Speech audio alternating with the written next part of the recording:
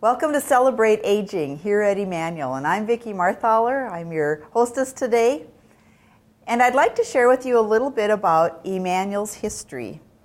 For in 1964 was the opening of the doors here at Emmanuel, and so we're going to be celebrating our 45th year of ministry in October.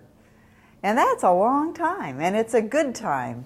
And it's something that all of Detroit Lakes has helped make a reality. We have certainly grown since 1964, and we've grown with the community and for the community. And so I'd like to take some time just talking a little bit about the history and about the work, the ministry that goes on and will continue to go on here at Emmanuel in very good ways. And I'd like to start with the fact that I'm going to be commissioned next week, and you're all invited to that. It's going to be on April the 30th at 2:30 in the afternoon here in this chapel, which hasn't always been here. Again, another gift from the community, knowing that as we care for people, spiritual care is a very important part. And part of spiritual care is a place. It's a place set aside that can be sacred, that can be holy, that can be apart from, so that there can be a time, a purposeful, deliberate time of growing in our faith and being encouraged and supported in that way. And so I'm going to take a minute to explain one of the key elements here in our chapel. And we have this beautiful, beautiful wood and metal, I suppose you'd call it a plaque. I'm not sure. It's kind of bigger than a plaque. But this wall hanging was specially designed from a professor at Concordia College, and I'm going to read his name so I don't get it wrong. It's called Dwayne Michelson, or maybe he says Michelson. It's one of those names that you're not quite sure. Michelson, good old Dwayne. He's an instructor at Concordia College, and he was commissioned to come up with a design and a way to call this place special and sacred and holy without being just like of a certain religion, but of all religions, of all spiritual gatherings. And so he did take a Bible verse, and it's from John, where Jesus says, "I have given you an example, do as I have done for you." And we know that the hand of God, the hand of Christ comes to wash the feet of others, to be a servant. So first of all, we are reminded here at Emmanuel that we serve, that we have a calling, and our calling is to serve. And then I'd like to talk a little bit about these different symbols, because they're maybe not as well known as some of the symbols that we use today. This is cherries and pomegranates and peaches. Now, I'm glad that I have a flyer that tells me about these things, because I don't even know what a pomegranate looks like. But these are cherries and pomegranates and peaches. And in this cluster, they represent eternal life and good deeds. Pomegranate is a symbol of eternity. And it's also, the peaches are symbols of charitable nature and salvation. Did you know that all that was wrapped up in a bunch of fruit?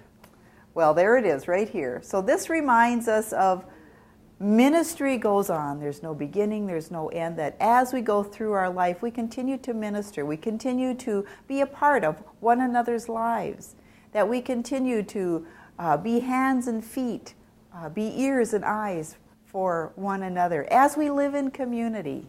So what a beautiful representation of fruit, of growing, of nutritious, how we support and be with one another.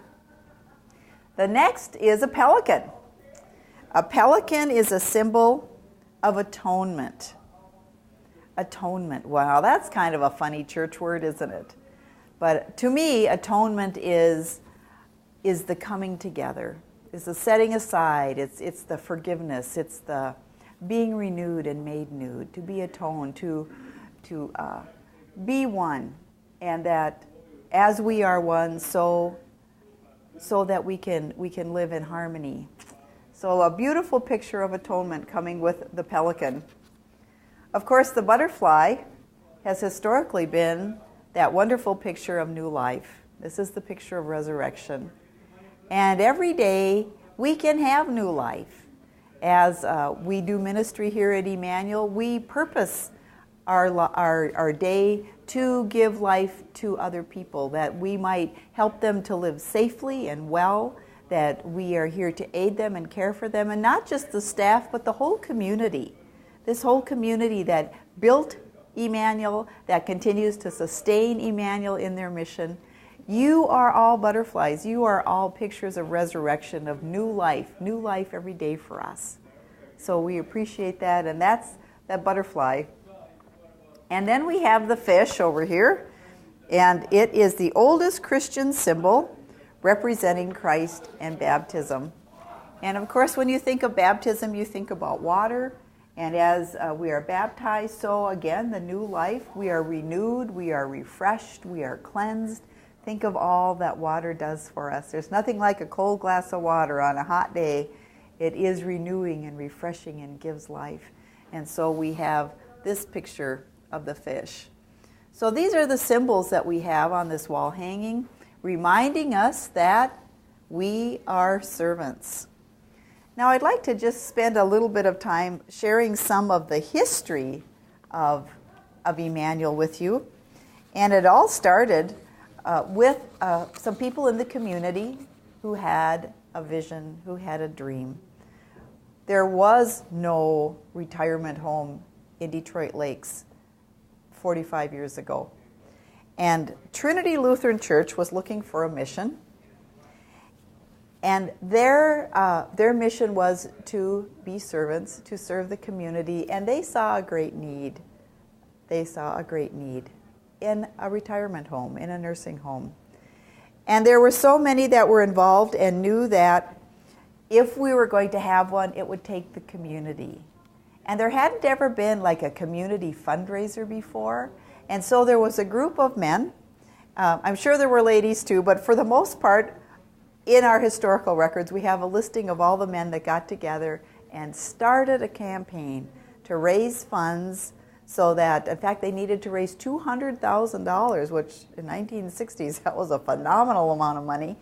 But they're also going to tap into then other funds that were available and build this very special place.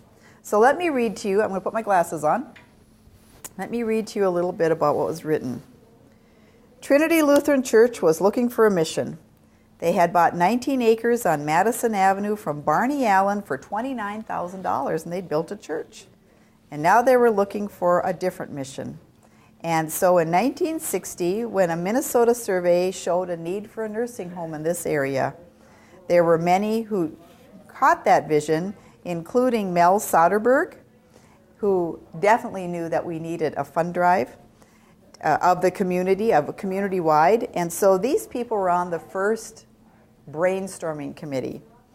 Parnell Sanford, Mel Soderberg, Ray Trapper, Dr. Dodds, Dr. Wething, Bob Irvin, Tom Keenan. Are any of these names sounding familiar to you?